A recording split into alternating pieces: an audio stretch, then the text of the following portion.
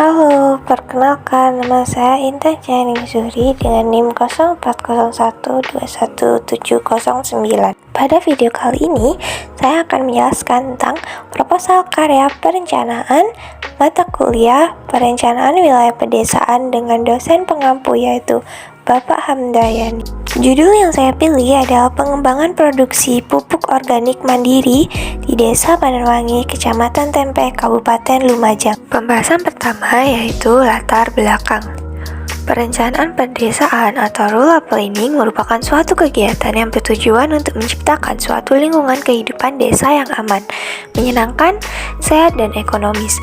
Pupuk organik adalah pupuk yang dibuat dari bahan tanaman atau hewan yang telah mengalami serangkaian proses. Kandungan unsur hara yang ada di dalamnya bisa dimanfaatkan untuk budidaya tanaman. Dalam Peraturan Menteri Pertanian Nomor 2 Tahun 2006, pupuk organik adalah sebagai pupuk yang sebagian atau seluruh berasal dari tanaman atau hewan yang telah melalui proses rekayasa. Pupuk ini dapat berbentuk padat atau cair yang digunakan untuk mensuplai bahan organik. Kandungan di dalamnya bisa memperbaiki sifat fisik, kimia, dan biologi tanah. Pembahasan yang kedua, rumusan masalah.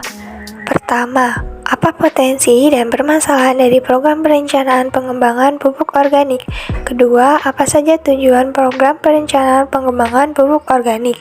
Ketiga, bagaimana rincian program perencanaan pengembangan pupuk organik? Dan yang terakhir adalah bagaimana rencana anggaran atau program perencanaan pengembangan pupuk organik ini. Selanjutnya adalah tujuan. Tujuannya yang pertama untuk memenuhi tugas UAS praktek mata kuliah perencanaan wilayah pedesaan.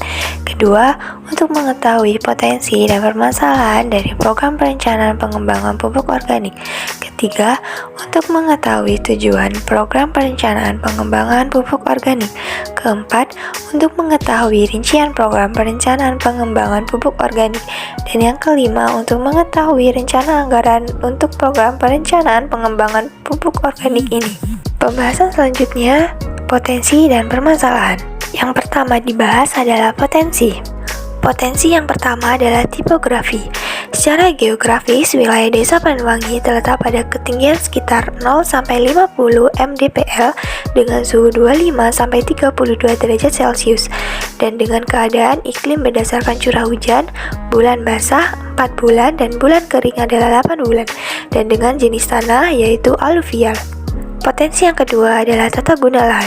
Pola tanam yang digunakan di Desa Panenwangi adalah pada musim hujan, para petani kebanyakan menanam padi. Padi hanya ditanam saat musim hujan sebanyak 1-2 kali musim tanam. Ketika musim kemarau, petani banyak menanam jagung, tembakau, dan cabai rawit. Sedangkan untuk peternakan sama sekali tidak bergantung dengan musim. Potensi yang ketiga adalah sumber daya. Didapat dari data identifikasi perencanaan Desa Panenwangi, terdapat sumber daya yang mendukung yaitu kepemilikan sapi potong, yaitu ada 403 ekor. Produk kotoran sapi per ekor ada 35 kg. Dari data tersebut, maka sumber daya ini sangat mendukung program perencanaan pengembangan pupuk organik ini. Kemudian potensi yang keempat adalah kelembagaan. Kelembagaan di Desa Panenwangi ini juga sudah sangat optimal di mana ada 6 kelompok tani dengan rata-rata anggota berjumlah 151 orang. Yang kedua adalah permasalahan. Permasalahannya adalah sumber daya manusia. Jumlah penduduk di Desa Panenwangi sebanyak 5.003 jiwa yang terdiri dari 2.563 perempuan dan 2.440 laki-laki. Namun, tingkat pendidikan di Desa Panenwangi ini masih tergolong sangat rendah dengan persentase sebagai berikut. Tidak lulus SD sebanyak 32%, SD 34%, SMP 20%, SMA 11%, D1 atau D2 0,4%, D3 sebanyak 0,1%, S1 sampai S3 sebanyak 0,2%. Selanjutnya, karya perencanaan. Yang pertama adalah judul karya perencanaan. Judul proposal karya perencanaan yang saya ambil adalah pengembangan produksi pupuk organik mandiri. Hal ini untuk mengoptimalkan pemanfaatan limbah kotoran hewan ternak, khususnya sapi, yang terbuang sia-sia dan akhirnya berujung menjadi limbah yang mengganggu. Selanjutnya, tujuan karya perencanaan. Adapun tujuan dari program perencanaan pengembangan pupuk organik adalah 1. Mengurangi limbah kotoran hewan yang menumpuk. 2. Mengurangi biaya produksi dengan memanfaatkan pupuk organik buatan sendiri. 3. Mengurangi emisi zat karbon yang dihasilkan dari limbah ternak. 4. Menginovasi para petani setempat agar bisa dan mampu berinovasi dan bergerak maju. 5. Menambah penghasilan. Dan 6. Ini bisa berkelanjutan sehingga petani sejahtera, lingkungan terawat. Dan yang selanjutnya adalah rincian kegiatan. Pertama, alat yang dibutuhkan ada cangkul 2 buah dan skop 2 buah untuk mengaduk bahan kompos dan melakukan pengembalikan. Yang selanjutnya terpal untuk menutupi adukan kompos. Tempat teduh dari sinar matahari dan hujan. Untuk proses pembuatan kompos dibagi menjadi 4 bagian. Bagian 1, proses pengadukan. Bagian 2, diaduk umur 1 minggu. Bagian 3, adukan umur 2 minggu. Dan bagian 4, kompos sudah jadi dan pengemasan kompos.